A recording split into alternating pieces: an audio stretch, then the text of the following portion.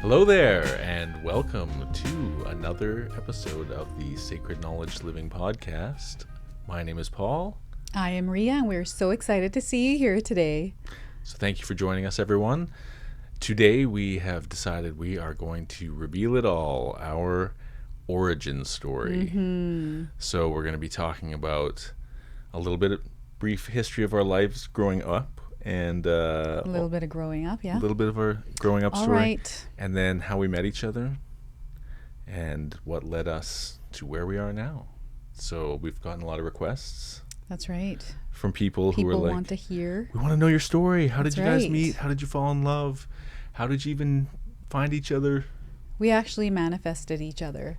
Yes, we did. So we're going to share that part with everyone as well. So It's going to be an exciting episode, so we're really glad that you're here to finally hear the revealed story. And I'm going to start by asking my lovely wife a question. sure. How did we meet? We met on Bumble. Okay. Right on. Thank you so much for tuning into this episode. No, That's how we met, though. that's how we met. We met on It Bumble. was on Bumble. What's Yeah. Bumble? Bumble is a dating app. That is correct. Yeah. So But wait, perhaps there's more to the story. What led to us meeting on Bumble? what led to us? Well, it was a journey to find someone that we were compatible with, that we were in tune with. And we've kind of gone through relationships in our lives and experiences where, they haven't been the best. We weren't in alignment with the people we were with before. Yes.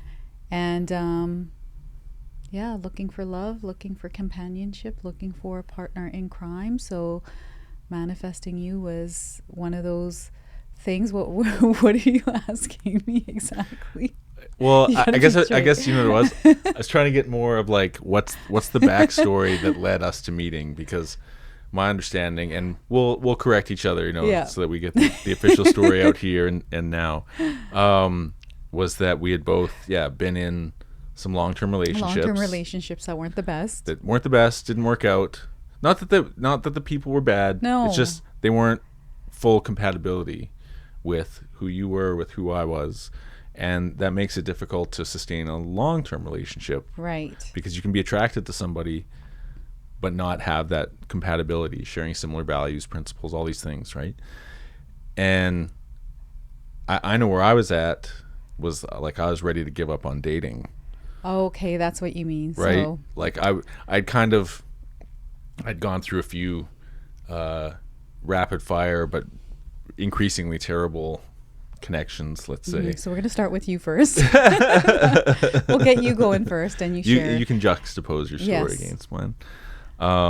But yeah, by the new year of when we met, I was just like, I'm not sure if I want to do this anymore. I had just turned 40 years old and was like, I've been dating since my last engagement broke off, and I felt like I wasn't meeting the right person. I was meeting lots of people, but not the right person. And so my gift for my own birthday was to update my list of who do I actually want to meet, right? And at that point, I'm 40 years old. It's like I'm a different person than I was at 35 and at 30. So I realized I hadn't really updated the list of qualities and characteristics that I wanted in a partner. And this is a good thing to do, right? If you're trying to visualize a partner. I did the exact same thing. Right? Yeah. So So I wrote down all my desired qualities, and as you do, you go, well, we'll see what happens. Deiki Jowie, the universe Deiki-jowie. may deliver on its own time. Yeah. If it delivers on its own time. And what about you? Where were you at? I was also I went through 2 relationships, long-term ones. I was married for 12 years. That was a crazy relationship. And another one that wasn't, exactly what I would like to experience, right? That was almost 9 years. And then came to a point where I was kind of like, I don't know I don't know who's out there for me, but I know there's somebody out there, and I made a wish list. and wrote down exactly who I wanted, what kind of an experience with a partner I wanted, and I wrote it all down. This was one day after I hit 40, same time as you, right? And I was like, if I meet someone, great, but if I don't, I'm not going to put pressure. I'm not going to try to rush or force myself to settle for someone just because I'm single or just because I want a companion. There's a desire to have someone in my life to share experiences with. And I wrote that list and got onto Bumble. I was in it to win it. So I knew I was going to find someone there. I knew that for sure in the back of my mind. I'm like, I will, but I'm not going to rush myself. I'm not going to settle for someone that maybe feels okay, but isn't quite like, You were going for the full enchilada. I was going for the full enchilada. And And did you try and talk yourself out of it or be like, I'm aiming too high, or this guy this awesome could actually exist? No. Or you didn't have any of that negative self, Nope. or maybe I don't deserve someone this wonderful? I was at a really good place in my life where I felt good about myself. I felt that I deserved exactly what I desired to experience, right? So I was like, I'm not going to settle for anything less. I did find myself catching myself almost settling, but I was like, no, this is that old pattern, this old habit that I caught right away. And I was like, I'm going to continue because I don't care if I find someone or not. Like, it doesn't matter.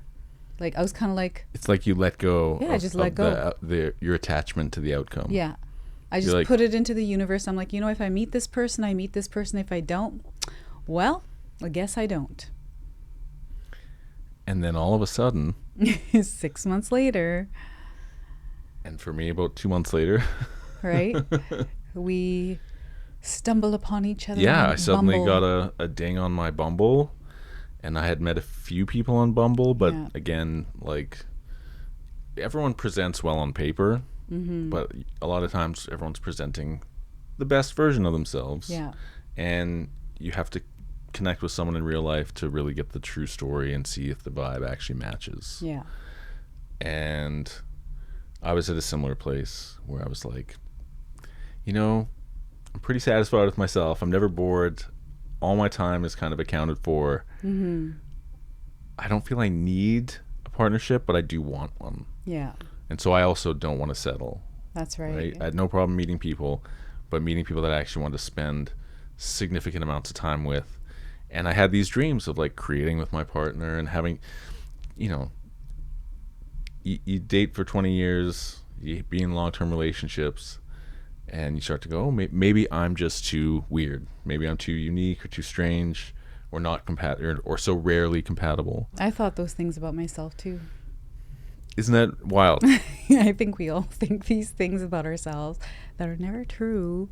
So we connected on Bumble, and did we talk for weeks and weeks, getting to know each other, every nuance to learn and understand each other, or did we just say, or you tell the story of how did our actual Bumble chat, and then what did that lead to? Well, we met this one evening in February, and it was snowing that night. Yes. And we met heavily snowing. So it was kind of one of those nights where we're both kind of like, I just come home from work and I got this connection with you, and I've got 2 daughters, adult daughters at this time, and they were in the house kind of doing things. They're busy with their friends. So I'm like, I've really nothing much to do right now. So I went on Bumble and I started a conversation with you, and he invited me over the same night into his apartment. And I was kind of like, how do you know I'm not a serial killer? You literally said that. How do you know I'm not a serial killer? How do you know I'm not going to come to your house and do something? That's a little ballsy to be asking someone to come over to your house. I lived with my brother in Katomi at the time. I didn't know that. So I was like, I think between Tom and Katomi, we can handle one serial killer. But if there's 2, then I don't know what we're going to do. Yeah. But you made the wise choice, and you were like, no, I'm good, actually. Yeah. And I was like, fair play, because maybe it was a test, right? All right, good. She's got some boundaries. Ding. Yeah. All right, so you're like, no, I'm not coming to your house. I don't know you, which is very sensible. Yeah, I was like, in fact, I want you to come close to where I live. Yeah. To a pub where I live. It's not the best pub. It's a classic one in this area, right? Good old rustic, old, staley charm. Should I say the name? No, I don't think we need to tell the No, name. we don't need to tell the name. But it's somewhere in the Lower Mainland, and it was nicer than I thought it was going to be. Yeah. And we met there. Yeah. On the snowy evening. It could have been dangerous. I mean, we could have. I wouldn't have, but it would have been dangerous. Yeah, you had to drive about 400 meters. Yeah. And I drove several kilometers, but those are miles. I drove miles in the snow to meet this woman, and boy, I'm glad I did. So we met at the terminal. Sorry. Oh my gosh. Now you said it. Okay. We met at a terminal where you can meet people. Yeah. And I was kind of knocked off my sock. Like, I saw you in the parking lot, and I was like, all right, she's a lot of people post photos of themselves on all dating sites, and you're kind of almost relieved when someone remotely looks like their photos. Matches their photos, yeah. Because then you're like, oh, they're authentic. Yeah. Ding. You were the same. Yes. I was like, just eyeballed this guy that walked over, and I was like, all right. Tick. Now let's see what else this is about. Yeah, exactly. Is there any depth behind the beauty? Yes. I was like, all right, we got one tick mark. I promise, I have a personality. Not a big, it's important, but not like a deal breaker, right? Yeah. Looks, for me, I don't know. I mean, so I think looks are part of attractiveness. Yeah. But they're not the end all be all. No. Maybe in your like teens or early 20s, before you yourself have developed a personality, you might be like, yeah, looks, that's what I'm all about. But I think we learn how not to be shallow. Yeah. Because we don't want to be judged in a shallow way. Right. So then you realize attractiveness is a component of compatibility, but it is not the end all be all of compatibility. This is a theme we'll probably repeat lots throughout this broadcast. That's right. So we chatted. We chatted for quite hours. a bit. Yeah, for hours. Yeah. And we shared our stories kind of like this sitting this far apart. Except I was leaning in. You were leaning in. I was really leaning in. I really wanted to hear. I was like, wow, look at how big his eyes are. And I'm hard of hearing, so I just wanted to be able to hear what she was saying. Yeah, so he wanted to be close. I was like, wow, he's like... amongst the pub patrons. Really interested, yeah. Yeah. I turned my active listening up to 11 that day because I really wanted to not miss a detail because I actually cared to hear her story. Yeah, which I wasn't used to because usually people I've met before don't do that, right? So what did you learn about me that evening that you were surprised to learn? So Paul, in his profile, did not write that he was a dad. And I was actually, in my wish list, had written down that I wanted to meet a dad who had children around the same children as me, as my children, sorry. Like similar ages? Similar ages. And... like adult children, like you had. Adult children, yes. And then we got a talk in, and you listened. He was very gentlemanlike and allowed me to talk as much as I needed to first before he spoke. Mm-hmm. And then once, I should do that on this podcast. You had the biggest smile when I was sharing my story, and I was like, he's smiling a little bit too much. What is going on? Because I knew here? I was going to be like, hey, I got an adult son. Yeah. You said that, and I was like, no way. Okay, everything's seeming pretty good here, but the minute you dropped that, I was like, okay, you know what? I'm going to open myself up now, and because I really wanted to connect with a father, because I felt that a parent knows. A parent knows, and the person that I dated before, and the people I was dating prior to that weren't on the same level as me, so I wanted someone that in terms of parenting experience and having kids, and so it changes you. It makes you consider a lot of people outside yourself. Those of you that have children out there totally understand. And no judgment to those who don't. No, but it's just it makes you be extra considerate in your life. It changes you in a very powerful way. So you knew that I came with that baggage, or that those to me extras. It wasn't baggage. I was extras. Like, yes, I found a dad. Yeah, I joked that it was baggage because I had been turned down for so many dates for being a dad. And that's what I was looking at. That I was like, I'm going to not disclose this until I meet the person and see, it's a, hey, let me let you know about this. And you were like super stoked. I was super stoked, but I also made sure that he knew that I was a mom and ain't nobody coming between me and my girls. Which, yeah, right, was like straight I hear up. ya. Right? So it was such it was such a blessing. It was such a A positive revelation. yeah. And then of course I told my daughters to call me to give me a certain amount of time So in that you case could I'm too bail. late, so I can bail just in case it wasn't working out. Which is smart. You know, again. we do this. Everyone does it. Strategic dating. I'm so impressed already with her smarts at this point. And of course, if I turn the phone off, my daughters know that mom's good. Things are going well. Really, that would be a side. It's like, we can't get a hold of mom. Are No, things it's okay? like if, and then there's like protocols we have. Okay, so you have like secret Safety. code. I think a lot of girls You do. text I back hope a thumbs lot of down. girls do. Get me out of here. Yeah. So we still kept it pretty short. Like it wasn't short. It was a low stakes Yes. meetup. We didn't even have dinner. no. We just had like a we drink. just had a drink. Yeah. One drink each. Which is what a first date should be. It should Yeah. be like, are you worth getting together for an actual full meal and full conversation? Because you usually know within 5-10 minutes if you think this person, you jive with them.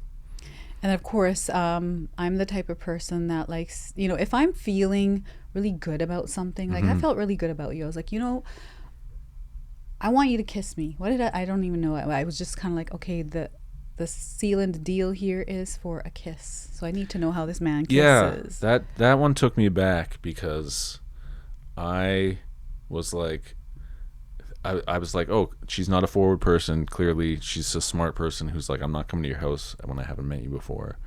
And then a couple hours in, and we can tell, like, okay, it's getting to be a little later.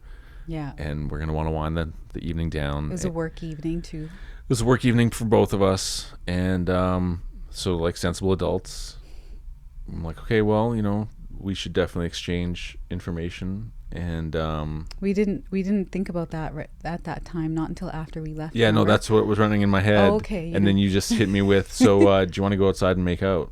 Yeah. Or you're more classy than that.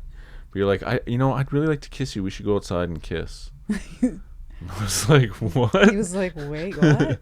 Because you have a good poker face, so I could tell you were interested, but I didn't know if you were actually attracted. Because I sometimes don't read these subtle signals.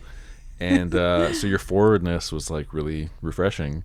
And I was like, okay, I guess I'll go outside and try kissing you just to... In the snow. In the snow, while gentle snowflakes pitter-patter. And so that's what we did.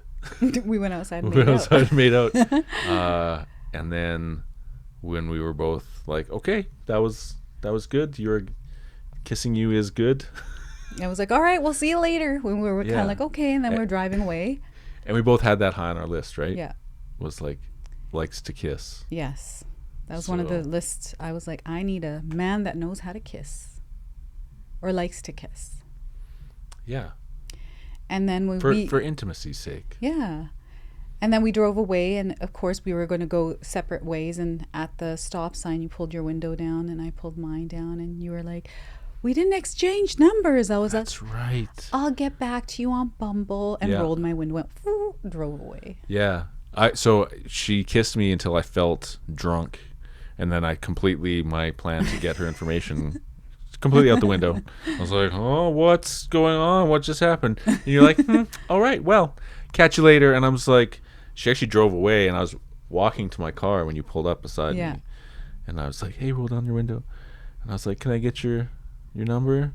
And you're like, yeah, maybe I'll send it to you. I'm like, you drove away. And I was like, what just happened?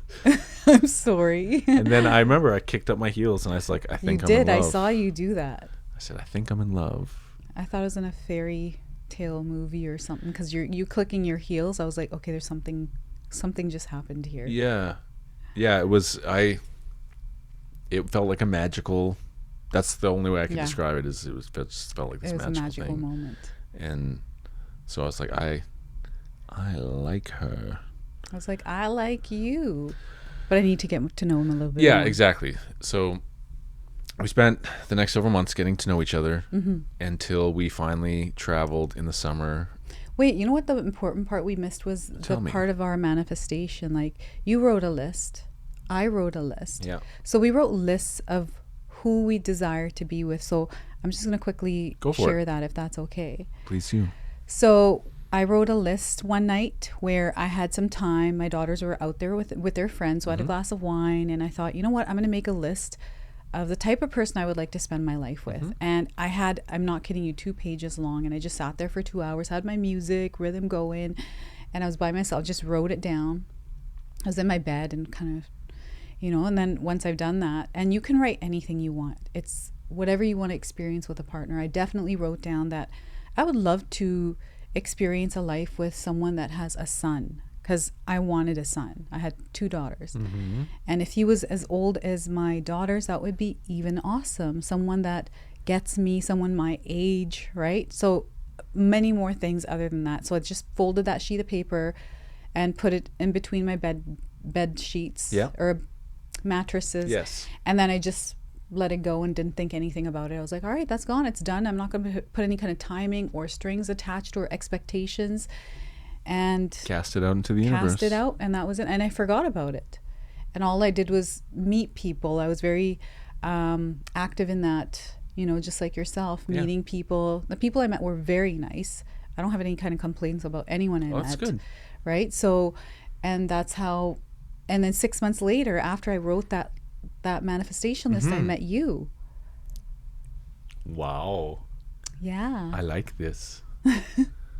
Well, that's a pretty good deal. 6 months is like a good theme, where it's like if you try for 6 months, whatever it is, finding your dream man, starting a tarot channel, give it the old 6 months, and 6 months is usually, for me, it's usually a good manifestation number for something big.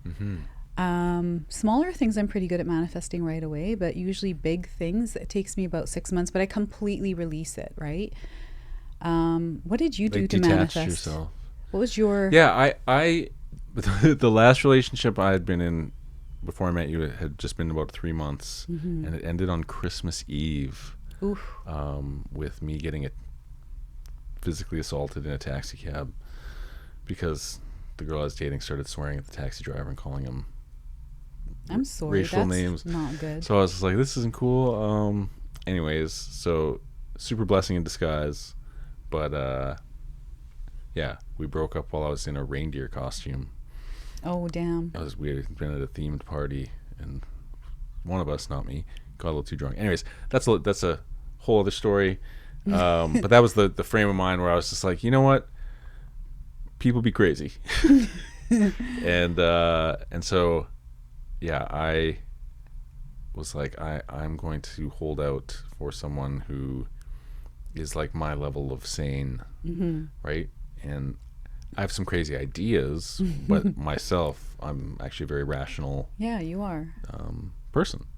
And so I had also made my list and had saved it, and because I do everything on the computer. Yeah, he has all his notes and everything on his computer and phone, right? Yeah.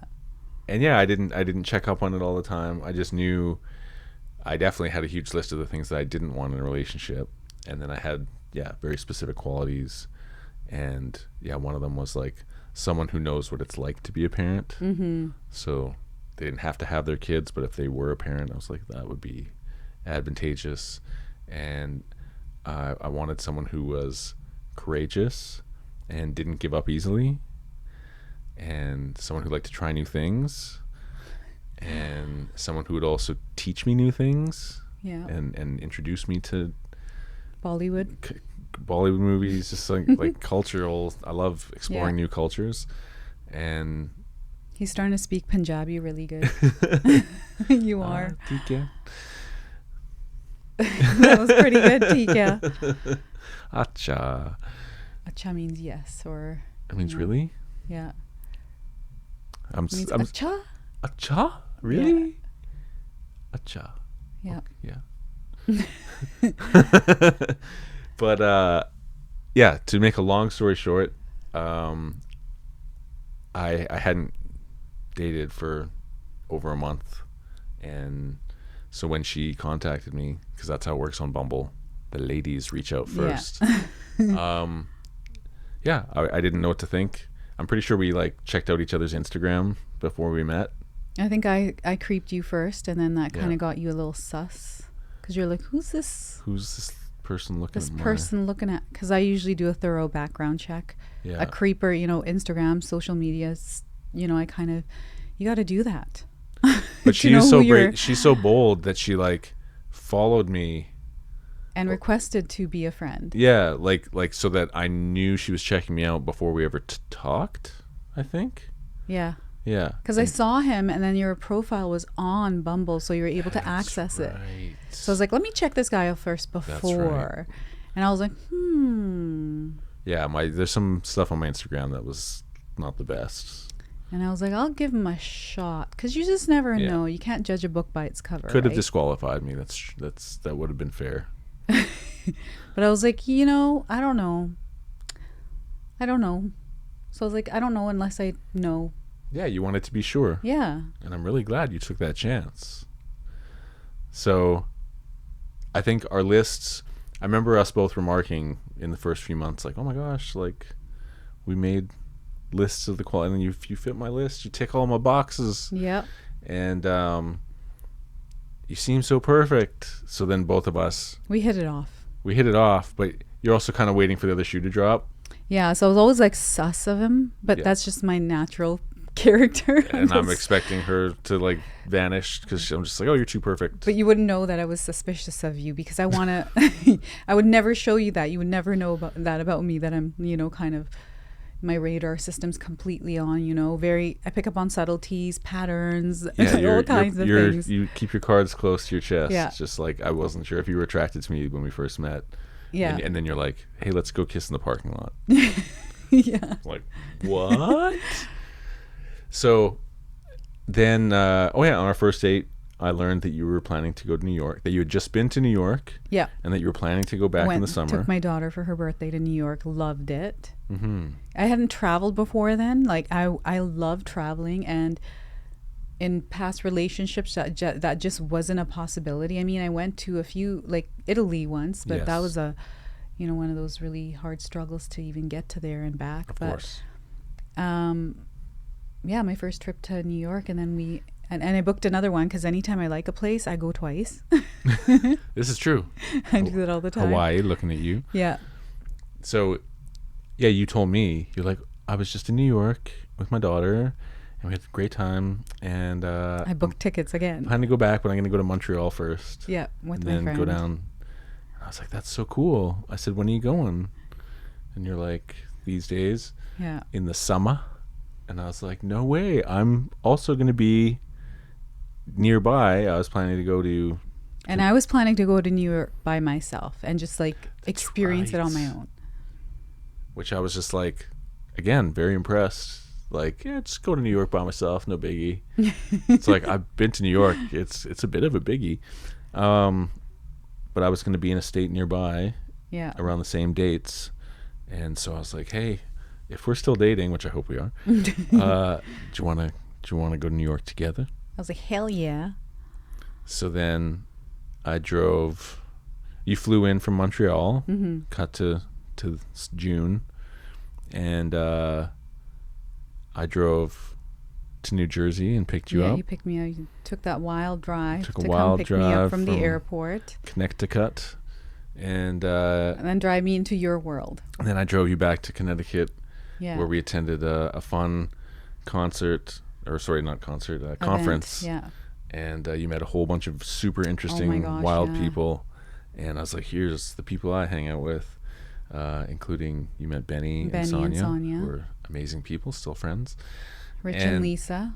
Yeah, Rich and Lisa. And people that are also have... their own podcasts and their own online businesses. Awesome, and so it was like, we met a lot of entrepreneurs and people who are movers and shakers in the media space. And we just had a great time. And we actually met the mom of Ross Ulbricht. That's right. Right, Lynn. She was telling us their story. She was telling us the story of how her son had been put in jail. And he just got out. He just got pardoned by the president, which is wild. But anyways, so cut a few more months. Now it's the fall, and now we're hanging out all the time. Yeah. You're spending like nights at my place. I'm spending nights at your place. Weekends, I think, mostly. Yeah, and weekends. Maybe we'd go out one week night. Yeah. to a concert or something like that. Our familiarity is building. Yes. And so your sister was like, let's go to Vegas. My sister wanted to go to Vegas, so we all went to Vegas. It was myself, you and I. Yep. My sister and her husband, and then my cousin and her husband. So there's 3 couples. 3 couples. So the 6 of us are in Vegas, walking around, doing all kinds of fun stuff. And I got the bright idea to propose to Rhea in a restaurant. Because why not? Well, we actually had signs throughout all of Vegas. That same song that we listened to, it was everywhere. So that was, for me, I was like, oh, this is really interesting because this is a song that we both enjoy. And it's been following us around in every place that we went to. So I took it as, I don't know what kind of a sign, but I knew that there was something happening. Yeah, the song Treat You Better by Rufus Du Sol. Yeah. If you hear that song, that was... The song. It had become kind of our theme song, and we were hearing it all through Vegas. And I chatted with a good friend of mine, Adam, who's married with 3 lovely daughters, and he and I just talked about the future and everything else. And I knew I was going to be in a relationship with Rhea for a long time, but after talking with Adam, he's like, no, you need to get married like right away, because most people I know get together, they date, they might get engaged a year in, engaged for a year or 2, and then they get married, right? And I was like, well, if we get engaged, like, when are we going to get married, like right away? Oh, I was like, we're getting married on the day we met. So September, we get engaged in Vegas. We never talked about getting married in Vegas, right? No. That was never on the menu. No. I think you gave me hints before that, though, that you were interested in tying the knot, but I wasn't getting it. Or I noticed the signs, but I wasn't. I was like, am I getting this wrong? I was not subtle enough. No. I was like, no, really? No. I'm like, I don't want to like think I'm crazy or something. So I'm just going to leave it and not overthink it. Yeah. I had been engaged once before. Yeah. And it had been a long, like 3-year engagement. And and then the relationship ended. So I didn't want to treat it casually. Yeah. And I'm very results oriented. So he's like, we're getting engaged. I'm like, all right, let's set the date for the wedding then. I'm not messing around here. Once I went to a staff party and basically told everyone there that I was planning to get engaged in Vegas. Yeah. So at that point once you tell other people, like, you're very committed. Yeah. And but it was still a surprise. Yeah. I had no idea. Yeah. Yeah. So I still think it was very sweet. And the end result was we came back to town from Vegas. Engaged. Yeah. And then we started planning our wedding. Yeah, right away. Did we hire a wedding planner? No. Did we do everything ourselves? Yes. Was that the best idea? Probably not. Probably. It was a lot more work than it needed to be. Yeah. Did it reveal to you that I'm partially a control freak? In Bridezilla or Groomzilla. I was a you Groomzilla. were a Groomzilla. But which was fine. But an easy to be around Groomzilla.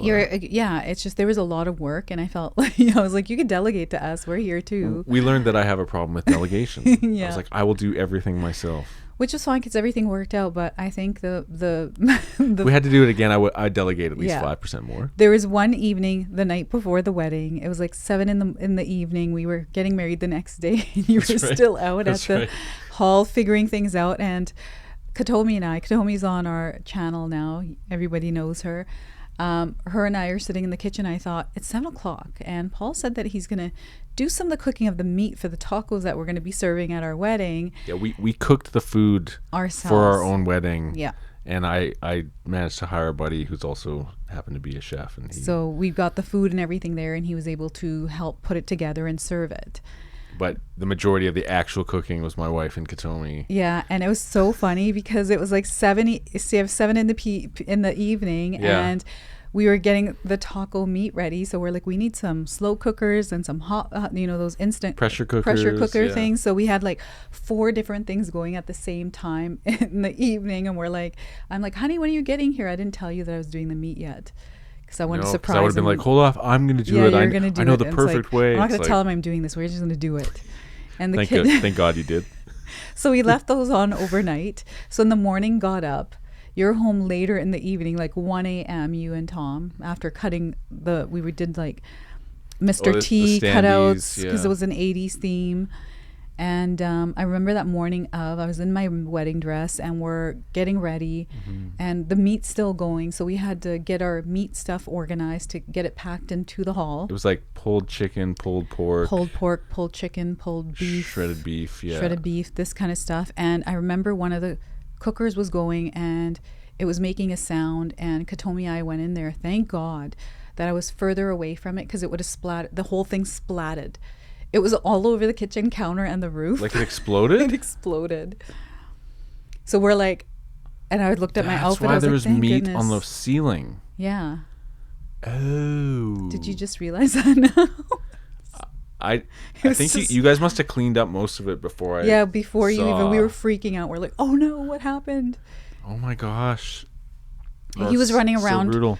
You were running around trying to get everything like making sure Yeah. everything was perfect. So you were out the door in the morning. Because I was and doing all everything. the back line, the Yeah. mics, the speakers, the lights, and But the wedding turned out really, really good. yeah. So just It was to a give lot of some work. context, yeah, it was in February. It was at a hall that's like medium sized. We had Yeah. 120 people. It was more than what we wanted, but some people invited themselves because they just had to be at our wedding. Yeah. They're like, we Yeah. are coming to your wedding. A lot of people invited that we don't talk to anymore, which is super ironic. But the minute they find out we're getting married, like even your side, my side's Yeah. like, I don't care. I'm coming. I don't care if you invite me or not. I'm coming to your wedding. Tons of people that we should have invited that didn't end up making it, and yeah, just the whole thing was an 80s like retro futuristic theme. Some people dressed up, some didn't. It Yeah. was like all over the place, but it was our whole fun. idea was like synthwave, like these kind of colors here. Yeah. We're like, it's a synthwave wedding, and a lot of the people who were into it, like showed up really and into participated, it. were really into it.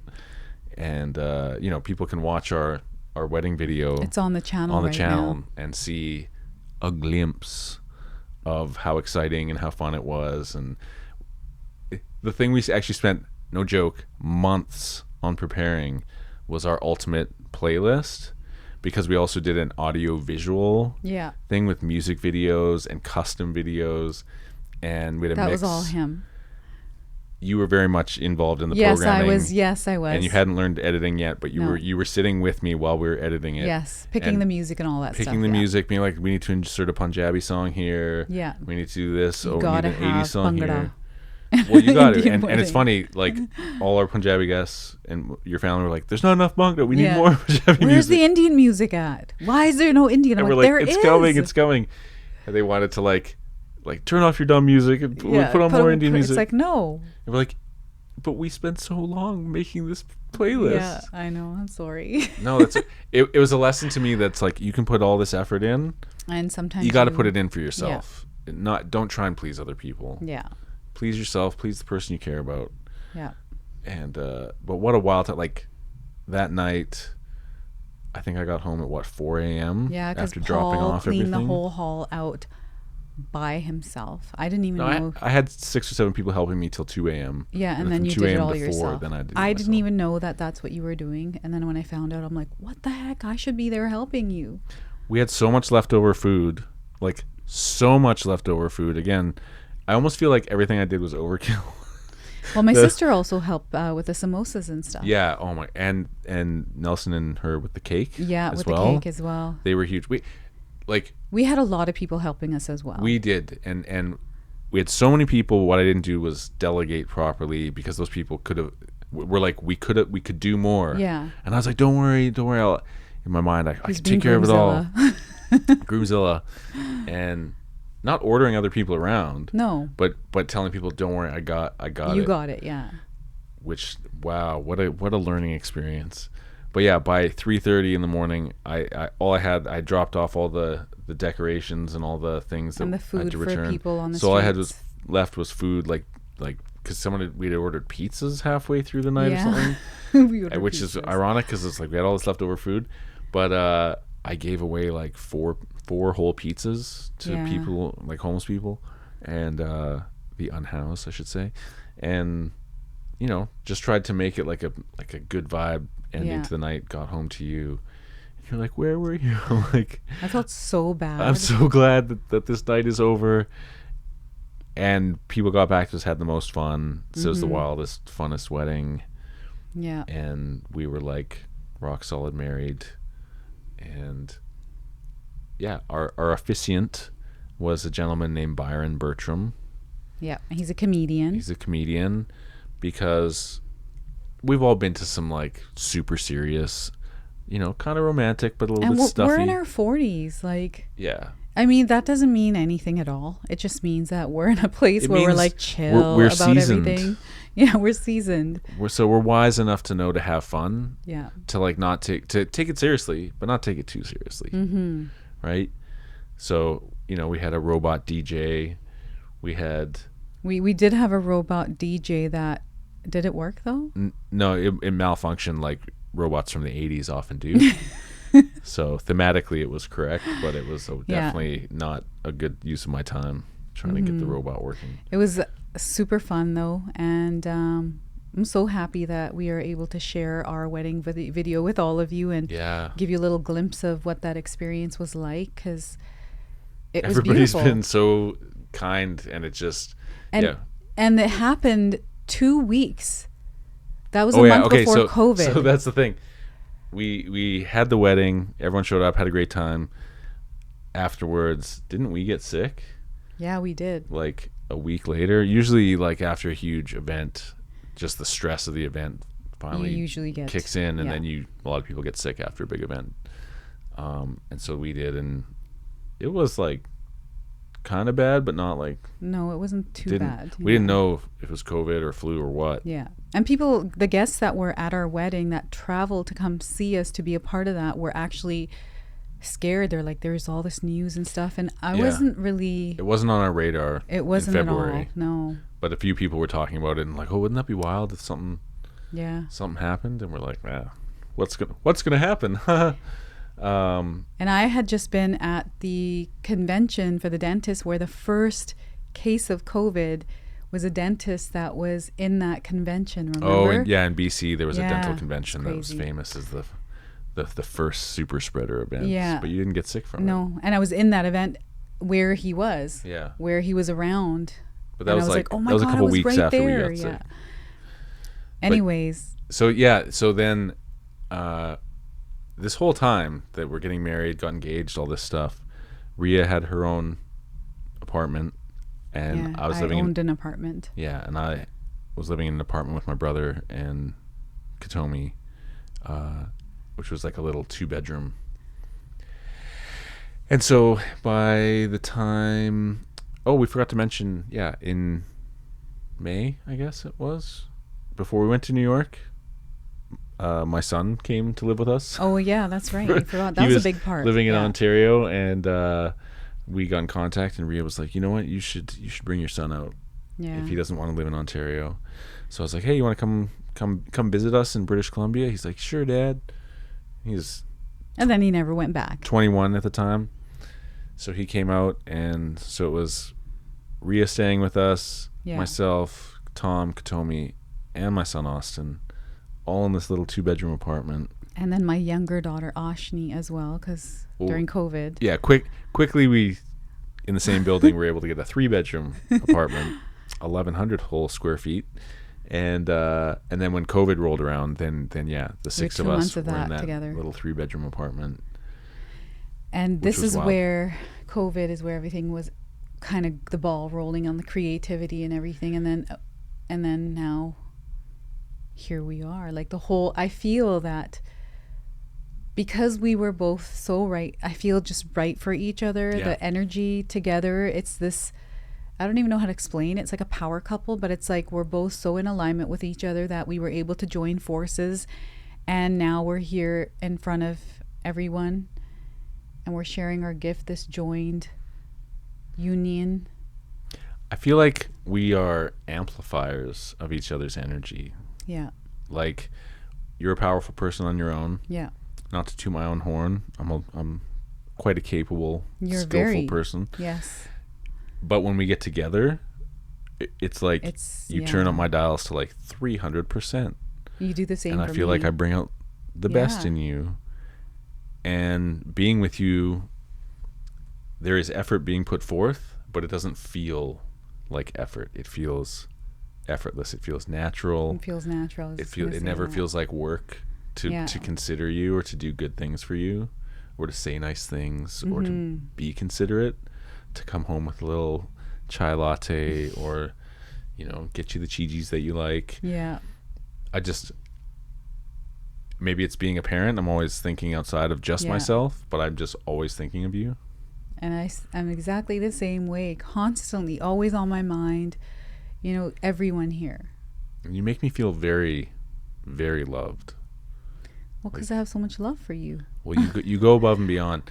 So that's kind of the I don't want to say Cliff Notes version of how we met, but it's a abbreviated version of how we first met, how we got engaged, how we got married, and then I guess the next part of the journey is COVID hitting, and you know we're both in pretty good places in our careers at this point.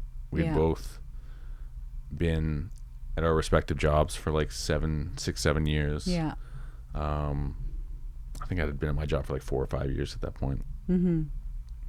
But things started to get crazy, and your job laid a bunch of people off, like just shut down. The company that I was in actually sold to a corporation, which the corporation I didn't like.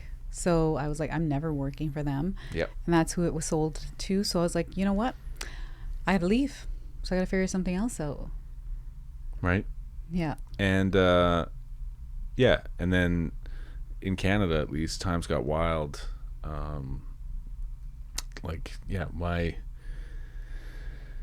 Around COVID, right? Yeah, around COVID. I'm like, when did they get? It was around COVID still when all this happened. Yeah, 2022 is when we were in like financial hardship because of the shortage of work. Yeah. With COVID, and the shortage of work wasn't voluntary.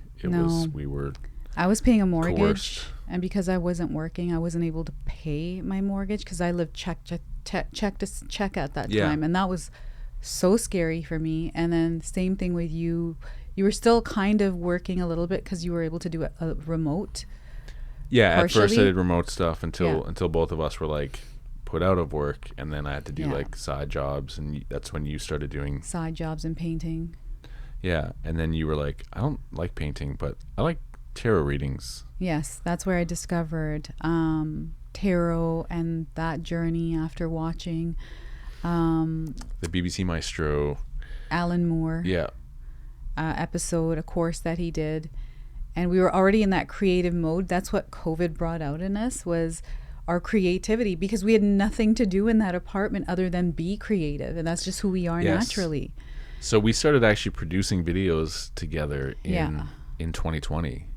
We went and bought that camera, and we started shooting. Wait, we forgot that our wedding invitation was a video that we both put together. That's how. That's right.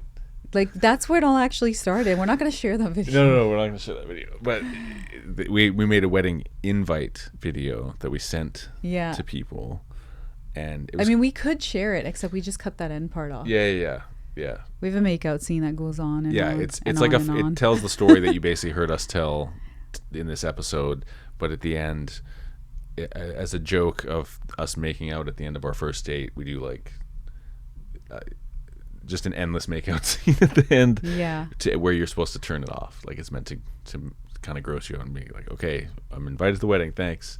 But then some people saw the little what do you call those? The Easter egg? The Easter eggs in there between the kissing. I put Easter eggs in almost all my videos just for fun, because I'm a bit of a nerd, and I think it's funny.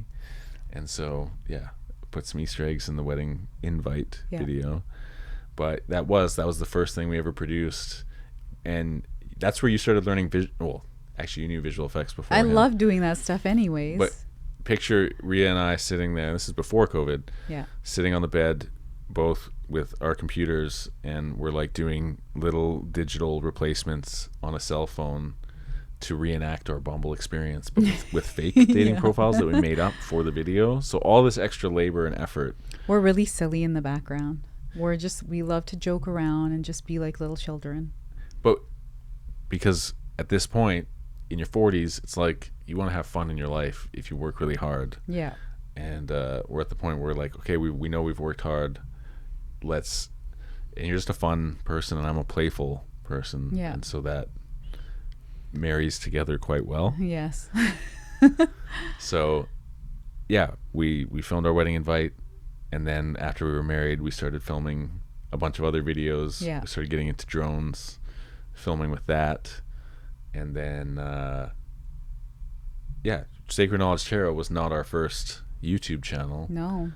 We did the Ambient Music Club, of which you can see a promo trailer for that also on this channel. I feel like you and I have always been very creative. Like I've always, since I was young, probably like 16 or 17, have always wanted to create a business. So anytime I was working, even when I had my daughters when they were younger, I was after work trying to figure something out. I had a magazine I published.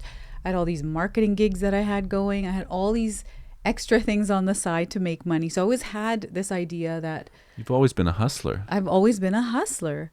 And I knew this hustle would get me somewhere one day. I didn't know that it was going to be YouTube or this, podcast with my husband, right? Like It's the last thing I thought we would be doing. you also have but also the thing I hoped we would be doing. Yeah, you also have a similar background, but you have been more into this than I have. Yeah, I started editing when I was 19 years old. And I made my first documentary by the time I was 28, I want to say. Yeah. But none of my documentaries made any money, so I had to go back to having a good old regular job. But that's how that's what you're supposed to do, I think. I did entrepreneurial things, Yeah. right? I worked with a food company doing those dehydrated bananas balls. dipped in dark chocolate, rolled in hemp seed or coconut. They were called Life Bites, and they were delicious. And my friend Adam and I, we did the fruit fly funnel, which is a little fruit fly catching mechanism. Also, another hustler. Another hustler. We'll be doing an interview with him on the podcast. No, I mean you are the other hustler. Oh yeah. Adam is also a hustler, but I'm talking about you. Of course, honey. Thank you. I like hustling with you. Yeah, so we've always been like this, and now we're... And what's hustling? It's just putting a little extra energy into... something that you're passionate about. Something you're passionate about in the hope of positive outcomes. Yeah, and I feel like a lot of time my hustle was because I was hungry for something. I was searching for something. I knew that there's something else more that's out there, and I just needed to follow that, and I've always been like that. And you've also, even when I met you, you were like that. You were like researching and learning and trying and doing. And I was like, oh my gosh, this is the other missing link in my life. He inspires me so much. I love being your other half.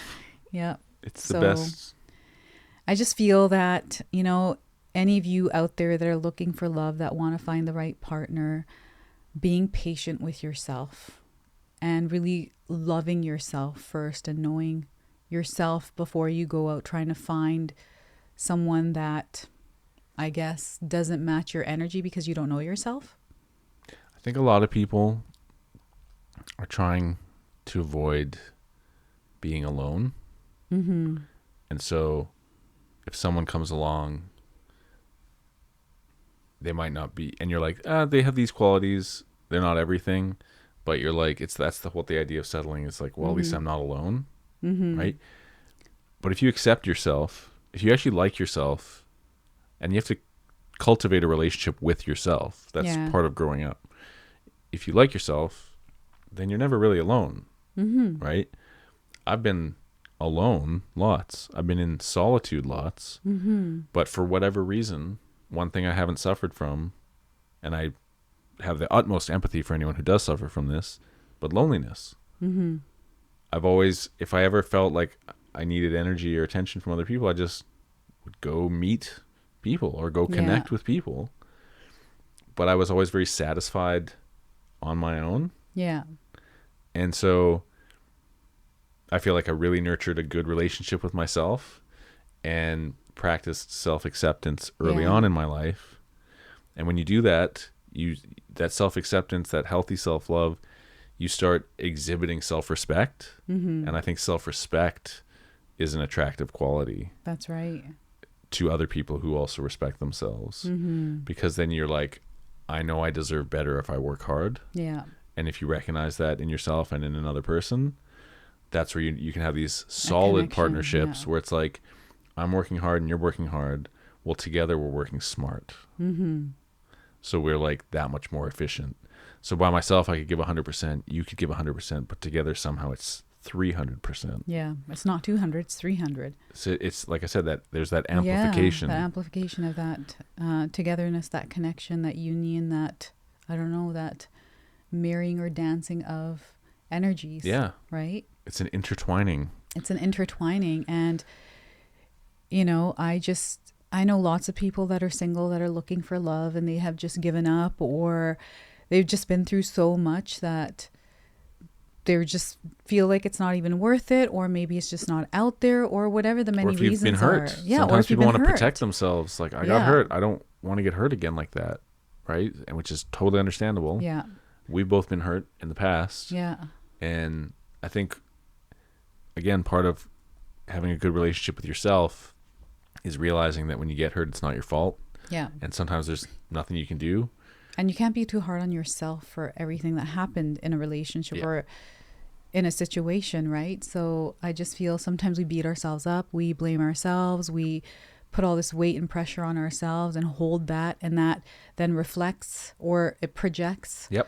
Right? And it just, I don't know, I feel sometimes loneliness, when we're in a place of loneliness or if we find ourselves being alone, it's actually an opportunity that allows us to get to know ourselves better and love ourselves a little bit more, rather than sulking in that energy and feeling bad for ourselves.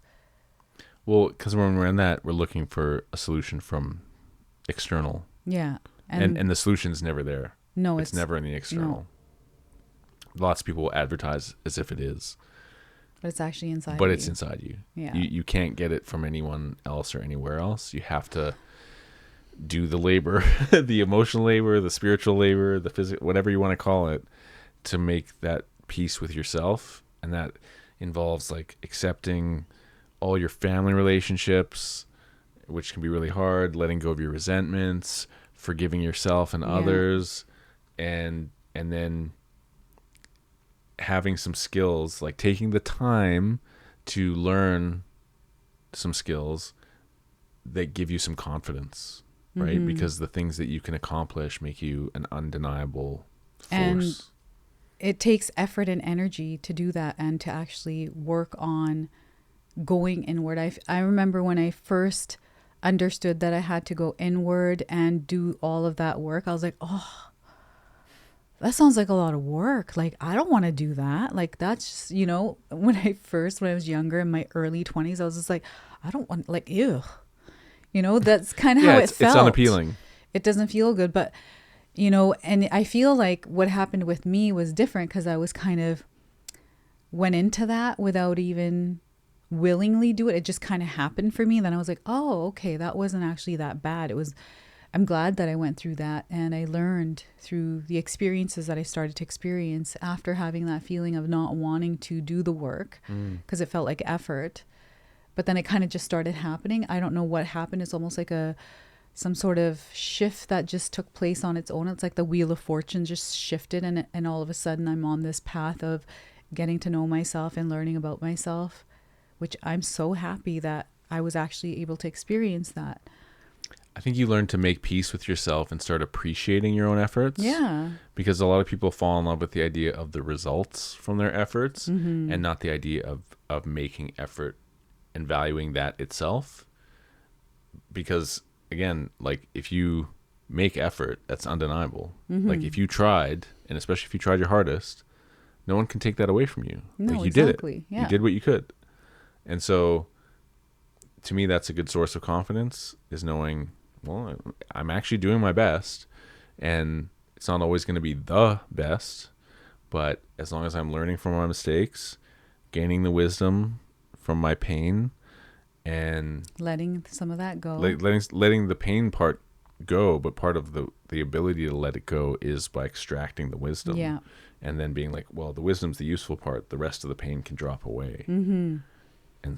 And that's kind of how you grow forward, right? And I wish I could tell you it's like this nice, comfortable, cloudish process, soft and pillowy. It's not. But it's not. It's all growth is uncomfortable, and most discomfort results in growth.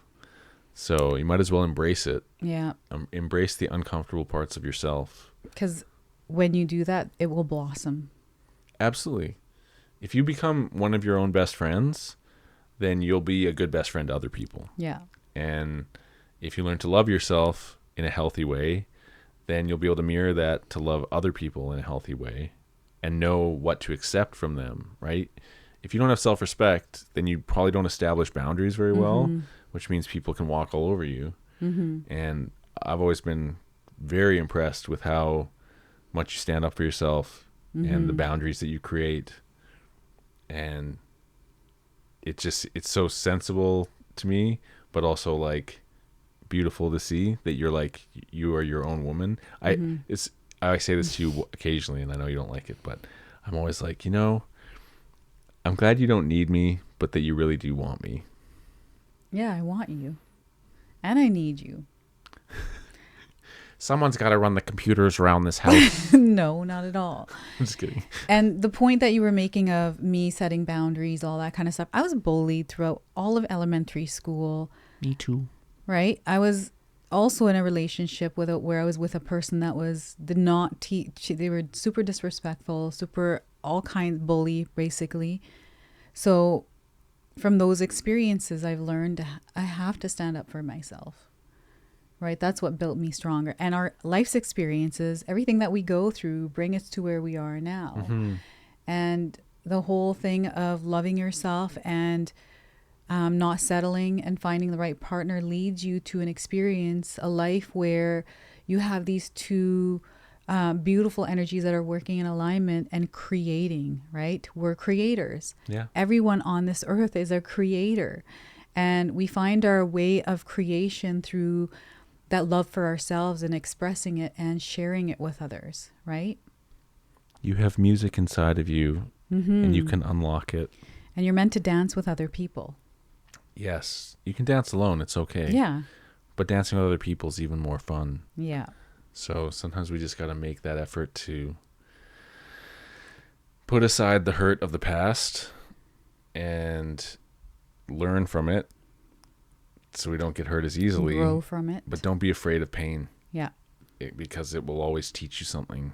And sometimes it teaches you how to guard yourself better, but you don't want to guard yourself so much where you're like closing yourself invulnerable. off. Yeah. Right? I think that's what happens is a lot of people close themselves off because they don't want to have vulnerability. And get hurt and have to repeat the same story. Yeah. They're like, every time I show vulnerability, someone pokes it. I don't want that. And holding on to that. Again, you know, that whole self-work and releasing and letting go and allowing yourself to be open to receive someone's love. I think we're going to do more episodes on relationships in general, just on the nature, because you don't really do love readings or tarot, like romantic readings, but we do have lots of thoughts on love, romance, connection, and so this will be a good forum to share because we also have our lived experience of going through love and loss and pain and then arriving at a better place and then demonstrating it. That's right. Right? Like people are like, how do you resolve conflict? How do you book time to make sure you spend time? Because we work a lot, right? We do work a lot. But lot. do we take time to do something nice? Yeah. Right? We just watched a movie last night. Right? Or go on vacation. Go on vacation, right? And so we make sure that we spend quality time. But we didn't even get into the love languages. No, right? We didn't get into the love. That's okay. We're We're not going to put everything in one podcast today. We've got future episodes. These are the things to look forward to. So, yeah. And, for those of you that are alone and want to be alone, there's nothing wrong with being alone. There's nothing wrong We can with find that. so much happiness just being by ourselves and everything that we create within that experience that, you know, whether you're alone or with someone or desiring to be someone, all of this is possible. Some people want nobody to bother them. Totally cool. Some people are like, please bother me. Yeah. I would like I like to some be bothered. bothering. So we accept it all. I think what it's about is if you have a need and that need is connection, then yeah, that's going to lead to loneliness if it's not fulfilled. Mm-hmm. But it does start with making a friendship, a relationship with yourself, Mm-hmm. so that you are happy with who you are. Yeah. Because a happy you is going to have an easier time connecting with other people, because they're gonna want to be around your energy. That's right. And So I think yeah, I mean, it's like, how far should we go into our story? I think, you know, we started doing YouTube, we grew into Sacred Knowledge Tarot, and it's grown into what it is today. That's a whole story for another episode that we can go much more in depth on. So, you know, we appreciate you being with us for this last hour. So much. And we hope that's filled in a little bit of the mystery or the blanks that people have been wondering about our origin. But you can definitely manifest love in your life. If you desire to experience love, our story confirms that you can definitely manifest love into your life. 1,000%. So please be inspired. If you have any questions about, you know, what's the best way to write my list, or what qualities, just let us know in the comments. We're curious what your thoughts are. Everyone's very kind. We hope we're not, you know, so cutesy and romantic that it's like becomes disgusting. But we are two. But that's how we are. We're two people genuinely in love, and Yeah. and we're also creators who like to create together. Mm-hmm. And we're both two people who didn't think it was possible. But at 40 years old, we met each other, and now we're both 46. Yeah. And having the best time and living the most amazing life together. We're living our dream life. Like, we're And- actually living our dream life. Yeah. We created it together. But we had to go through like challenging times to get here. So just know, like, life is a series of Ups and downs. waves, ups and Yeah. downs. And so appreciate the good times, prepare for the bad times, and you will make it. You will get through, and you will learn how to surf the waves of life. It's all how you show up in those experiences, I feel like. How you show up and how you choose to navigate and move through it, rather than allowing the experience to derail you or throw you, I don't know, whichever way it throws you. Throw you off balance, Yeah, to keep yourself centered and grounded through it all, because we can't control our external experience. We just can't do that. We can't control people. We can't control situations, but we can control ourselves and how we show up in that experience. So I feel... That's really, really good point. Yeah, keeping yourself centered through it all, and knowing that, you know, if that you have light within yourself and you have light around you to support you, and just believe in that and have faith that everything that's happening to you is happening for you, for your highest purpose, right? I know exactly why I went through all the challenges I went through, is to come to this place and be sitting here with you doing this podcast. So would you trade your pain away if it led you somewhere else, or do you accept all the stuff that's happening? No, I would in the do it all past? over again. You do it all. I would do it all. And I went through a life that was really, really hard. Right? Yep. And I would do it again to come back to this experience. It's worth it. Yeah. Well, thank you so much for chatting with me. Thank you. Sharing with these lovely folks all these details about our origin. And we hope that you will join us next time on the Sacred Knowledge Living podcast. Thank you so much. Thank you, everyone. My heart goes out to you, and we appreciate you so much. We love you, and we hope to see you next time. And until the next time, we love you all. Bye for now.